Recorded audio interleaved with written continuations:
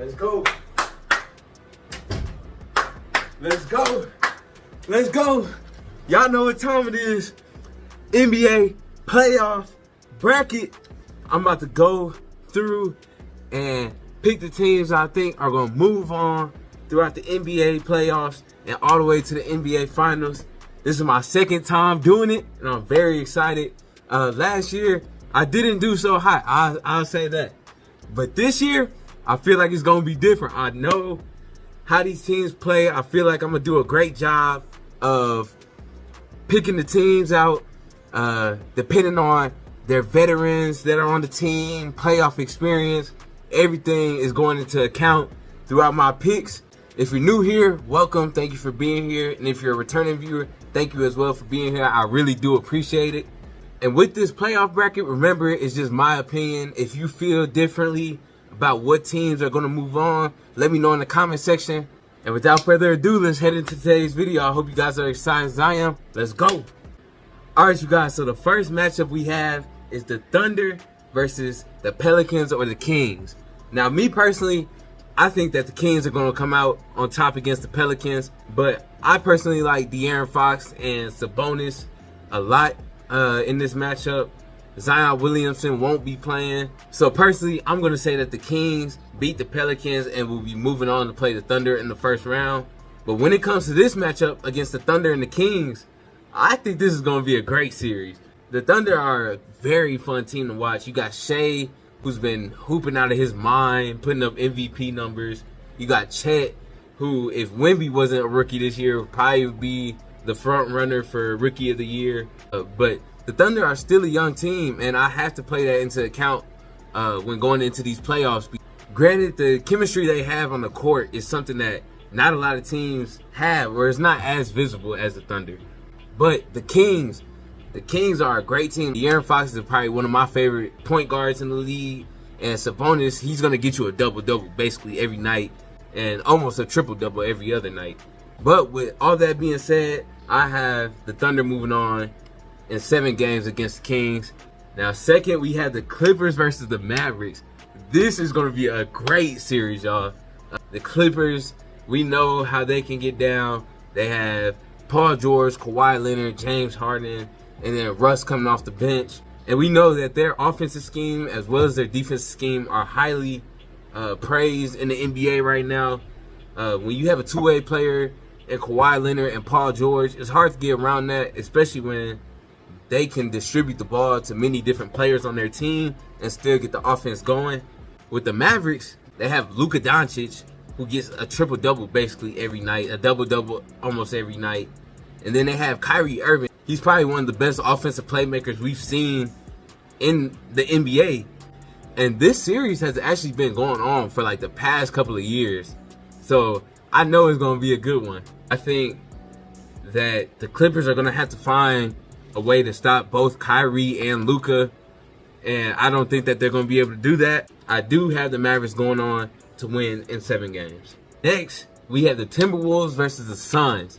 And me personally, I don't watch a lot of Timberwolves games, but I can't sit here and say that they didn't play amazing throughout the whole season. Then with Anthony Edwards, you can tell that he wants to win very bad. He has nice players behind him with Karl-Anthony Towns coming off of injuries, Rudy Gobert, who's probably going to win Defensive Player of the Year. And then you even have Naz Reid, who's a very high candidate for 6th Man of the Year. I know that a lot of people have been picking the Suns to upset the Timberwolves, which is justified. The Suns, I mean, they have Devin Booker, who will go for 60, 70 points, 50 points, like every other night. They have Kevin Durant, who's one of the greatest scorers in the NBA.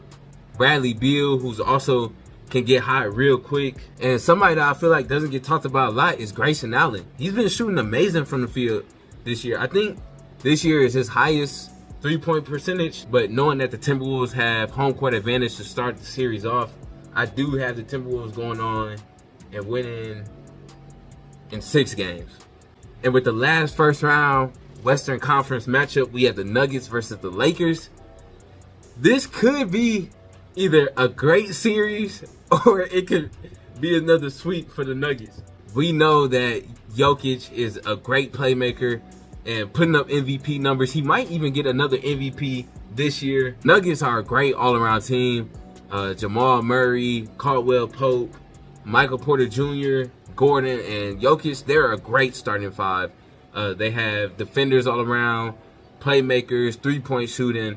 So as far as making a run in the finals, they have a great chance to go back-to-back. But the Lakers, I mean, you can never count them out. They have LeBron James. They have Anthony Davis, who has had an amazing defensive year. Team is very unpredictable. One night they can beat the Nuggets by a good amount of points, and the next night you'll be like, why are they in the playoffs? And Austin Reeves, he's been playing well too. His three-point shooting has been off the charts. And even with being a Laker fan, I would really like to see them move on, but I just don't think that it's going to cut. I think that the Nuggets will probably beat them in 5. And if the Lakers can push it to 6, I mean, that's good for them, but I don't think that they'll be moving on. I think that the Nuggets will be moving on in 5 games. All right, you guys, so we have the Thunder versus the Mavericks. And once again, I think this is going to be a great matchup. You got Shea, Luka, Kyrie, Chet. It's a lot of great players, especially a young team in the Thunder going against the Mavericks, who have young players as well, but also players that have been in this type of situation. Even in Oklahoma, it's hard not to pick that the Thunder are going to move on to the Western Conference Finals and even further. But I have to say that the Mavericks have been on a tear recently, and I don't know if the Thunder have anybody that can guard Luka and Kyrie one-on-one for 48 minutes in a game. I think that is going to be a great matchup between Daniel Gafford and Chet Holmgren. Chet, I mean, he can space the floor a lot with his three-point shooting, and can also get in the paint and show that he's a reliable big for the team. I actually do have the Mavericks moving on, and I have them moving on in 6 games. And with our second Western Conference semifinal matchup, we have the Timberwolves versus the Nuggets. And with this, I think it's going to be a great matchup. And even though Anthony Edwards is a great player and they have a great roster behind them, I still think that the Nuggets will dominate most of this series. Just with their ability to space the floor and get in transition, I think that they're a great team and they're just going to continue to roll. I do have the Nuggets moving on, and I think they'll take it to 6 games. All right, you guys, before we move on in the Western Conference Finals with the Mavericks and the Nuggets, we're going to move down to the Eastern Conference Series. In our first matchup, we have the Celtics versus either the Heat or the Bulls. Unfortunately for the Heat, Jimmy Butler will not be playing in the next playing game against the Bulls. He went out with an MCL injury. I just think taking a hit with Jimmy Butler is really going to help the Bulls go on and win throughout this matchup. So I have the Bulls beating the Heat and playing the Celtics in the first round. The Celtics have been amazing, especially at home. I think they had the best home record throughout the NBA, and I really don't see many flaws throughout their game. I mean, they have Derek White, Drew Holiday, who are both great offensively, but mostly in the defensive game. And then you have Jason Tatum and Jaylen Brown, who can both complement each other. I think that the Celtics may sweep the Bulls and move on to the next round. For our next series, we have the Cavaliers versus the Magic. And I kind of like the Magic just because of their social media team and how they incorporate the Orlando Magic song throughout their TikToks and everything. And Franz Wagner and Paolo Banchero that's been playing amazing this year. But the Cavaliers do have Donovan Mitchell, who's been in situations like this before with the Cavs, as well as his time with the Jazz. Then as long as Darius Garland can facilitate that offense and really show that he's still at that all-star level that he was last year, I do think that the Cavaliers can really get their offense going against the Orlando Magic's defense. And as much as I would like to see the Cavaliers move on to the next round, I can't help but just picture that the Magic are going to win. It's just in my mind, like, Magic are going to win. I actually have the Magic moving on to beat the Cavaliers in 6. Even though the Cavaliers beat the Magic in their last 2 matchups, I think that the Magic are going to move on and head to the next round. Now, this is going to be a great matchup between the Bucks and the Pacers. Even though Giannis is out, I think throughout this whole series, I think it's going to be a great matchup. The Pacers have a great facilitator in Tyrese Halliburton. We know that he can go for multiple assists in a night, and when he's hot, he can hit from three very consistently. Like I said, with the Bucks, they've been in situations before where they made it deep runs into the finals and won championships with their previous teams, but they're going to be without Giannis, and Giannis is the main core of that team. Even though they have Damian Lillard, Chris Middleton, it's going to be hard to fill that role that Giannis does without a player of his size and his caliber. And I mean, as much as I love Giannis and Dame, I just think without Giannis, it's going to be hard for the Bucks to really keep up with the Pacers, knowing that the Pacers beat them multiple times throughout the season. I'm actually going to say that the Pacers move on in 5 games. In our next series, we have the New York Knicks versus the Philadelphia 76ers. This is going to be a great matchup just between the guard play and Jalen Brunson and Tyrese Maxey. And then, depending on how healthy Joel Embiid plays, can really play a factor in this series. But the Knicks are without Julius Randle, but Jalen Brunson has been able to fill that role. He's been showing that he could be an all-NBA first-team type of guard, second-team type of guard. With all that being said, I think I have the Knicks moving on in 6 games. We have the Celtics versus the Magic, and I know that the Celtics have been in this state where not a lot of people believe in them, and a lot of people say that they choke in the playoffs.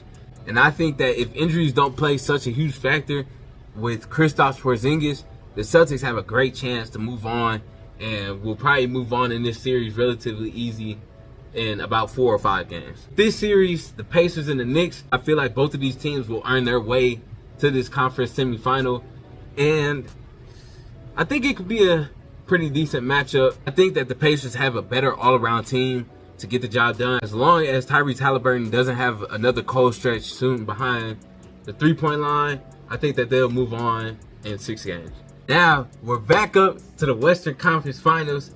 I've been thinking about this long and hard while making a bracket, how many games this might go to, what the possible outcomes could be. I think that this could be a great series, but I feel like with the Nuggets run last year, I think that they're just going to use their momentum and their playoff experience to move on back to the finals. And I think this game will either go to 5 or 6. I'm going to personally say 5, just because I feel like their experience will definitely carry them heavily throughout this. Now, when it comes to the Celtics and the Pacers, I have the Celtics moving on in 5 games. And then finally, with the Nuggets and the Celtics, with both of these teams that I've watched throughout the season, I know that they're great in team chemistry and defensive play, offensive play, and have experience in the playoffs to where both of these teams can compete with anybody that they come across. I think that if it does come down to the Nuggets and the Celtics in the finals, it'll be a great series. I think that there's no way it doesn't go to 6 or 7 games. But I do have the Nuggets going on to win the NBA Finals, go back-to-back in 7. But I think it's going to be a great NBA playoffs. Like I said, there are many different matchups throughout here that can go either way. Like I said earlier, this is just my prediction. If you have any different matchups that you think are going to happen, let me know in the comments. I'd love to see what you guys think. But that's going to wrap up my NBA playoff bracket challenge. I thank you guys for watching, and I hope you guys did enjoy. And I'll be sure to catch y'all in the next one.